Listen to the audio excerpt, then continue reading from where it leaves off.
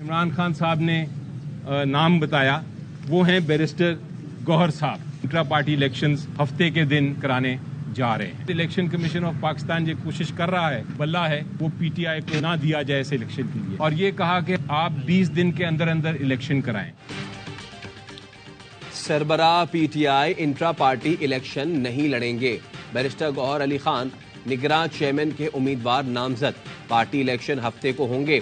PTI रहनुमा senator Ali Zafar ने बताया, जब तक तोशाखाना केस की सजा के खिलाफ फैसला नहीं आ जाता, चेयरमैन पीटीआई इलेक्शन नहीं लड़ेंगे।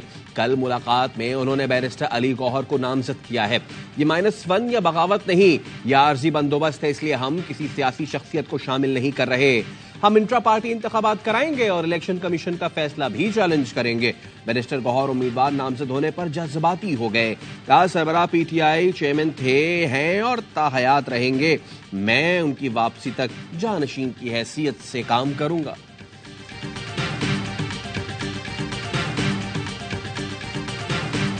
खातून जज को धमकी देने का केस, चेयरमैन पीटीआई की बरियत की दरख्वास्त खारिज। इस्लामाबाद की सेशन अदालत में ट्रायल 20 दिसंबर से शुरू होगा। तोशाखाना और अलकादे ट्रस्ट केस की अडयाला जेल में समाअत। चेयरमैन पीटीआई की दरख्वास्त जमानत पर समाअत 6 दिसंबर तक मुलतवी। अदालत ने अलकादे ट्रस्ट केस में बुशरा बीबी की अबूरी जमानत में 6 दिसंबर तक तौसीह कर दी।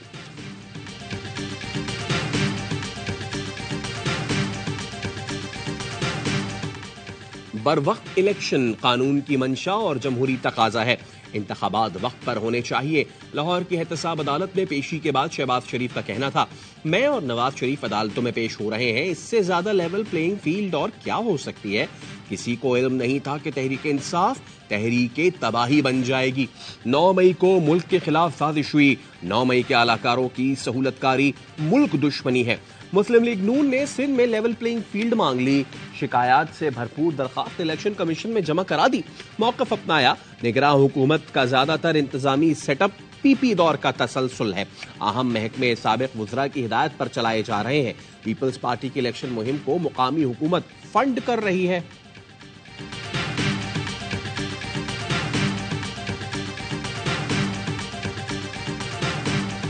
शरीफ की सजा कलअदम करार। इस्लामाबाद हाई कोर्ट ने एवनफील्ड रेफरेंस में बरी कर दिया। नैब ने फ्लैगशिप रेफरेंस में बरियत के खिलाफ अपील वापस ले ली। अदालत ने वापस लेने की बुनियाद पर अपील खारिज कर दी। जस्टिस गुल हसन औरंगजेब ने रिमार्क्स दिए, हम समझ रहे हैं रेफरेंस दायर करना नैब की मजबूरी थी। रेफरेंस दायर हो गया, सजा भी हो गई। नैब प्रोसिक्यूटर ने मौक़िफ़ अपनाया। रेफरेंसेस सुप्रीम कोर्ट के फैसले के बाद दायर किए गए थे। रेफरेंस में एहतसाब अदालत की जानिब से 10 साल कैद की सजा सुनाई गई थी। अल अजीजिया रेफरेंस में सजा के खिलाफ अपील पर समाअत के लिए आइंदा तारीख रजिस्ट्रार ऑफिस जारी करेगा।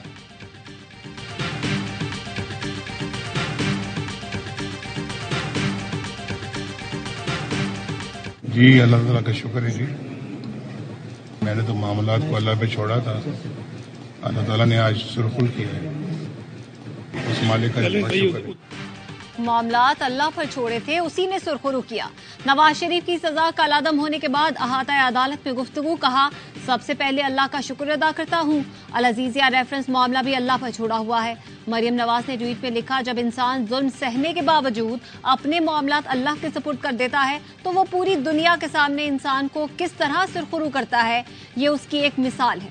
आजम नजीर तारर कहते हैं, आज का फैसला मेरिट पर आया है। एवनफील्ड रेफरेंस में जब सारे हकायक सामने आए तो नैब ने फ्लैगशिप केस में अपील वापस ले ली।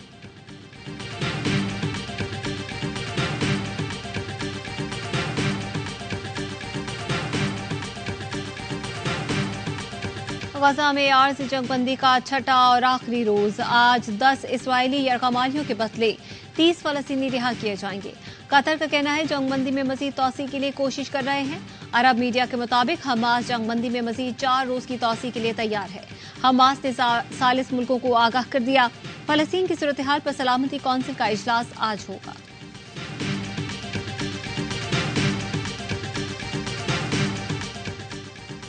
ये वक्त है फलस्तीनी अवाम के हक को तस्लीम किया जाए।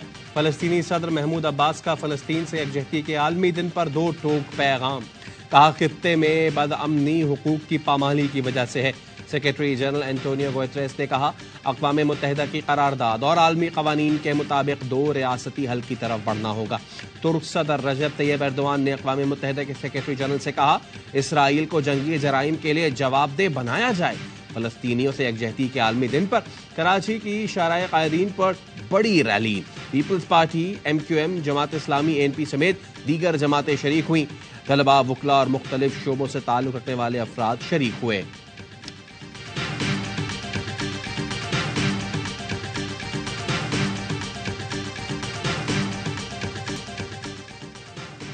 कराची में जिना अस्पताल की इमरजेंसी के बाहर कार सवार 6 साल के बच्चे की लाश छोड़कर फरार। ऐनी शाहिदीन के मुताबिक गाड़ी में 2 अफराद सवार थे। पोस्टमार्टम रिपोर्ट में बच्चे से ज्यादती की तस्दीक हुई गई। मुतवफ़्फ़ी सुबह 10 बजे से लापता था। रिहाइश क़य्यूमाबाद में थी।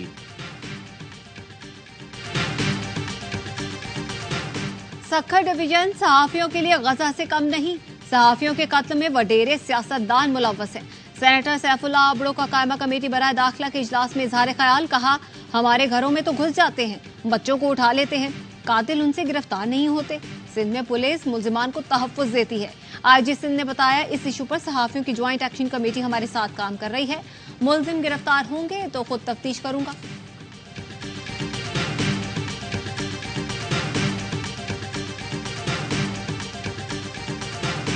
गैर कानूनी मुकीम गैर मुल्कियों की वतन वापसी। मजीद 1195 गैर मुल्की अपने वतन वापस लौट गए। वापस जाने वालों की मजमूई तादाद 2,57,481 हो गई।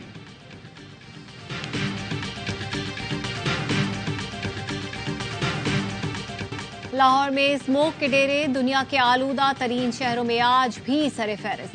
शहर में फजाई आलूदगी की औसतन शरह 381 रिकॉर्ड की गई। महकमा मौसमियात की मुल्क के मुख्तलिफ इलाकों में बारिश और पहाड़ों पर बर्फबारी की पेशगोई। आज शाम से पोठोहार रीजन, शिमाल मशरकी पंजाब, बालाई खैबर पख्तूनख्वा, गिलगित बल्दिस्तान और कश्मीर में गरज चमक के साथ बारिश और पहाड़ों पर बर्फबारी का इम्कान है। PSL सीजन 9 के लिए कराची किंग्स और इस्लामाबाद यूनाइटेड के दरमियान trade. Fast bowler Hasan Ali Karachi Kings के लिए खेलेंगे। ऑलराउंडर इमाद वसीम इस्लामाबाद यूनाइटेड का हिस्सा बन गए।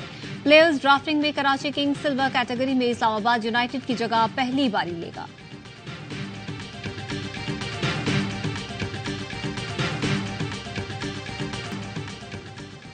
अबू धाबी T10 लीग में आज 3 मुकाबले होंगे। दक्कन ग्लैडिएटर्स का Delhi bulls, team Abu Dhabi का चेन्नई ब्रेव्स और बांग्ला टाइगर्स का न्यूयॉर्क स्ट्राइकर्स से टाकरा होगा।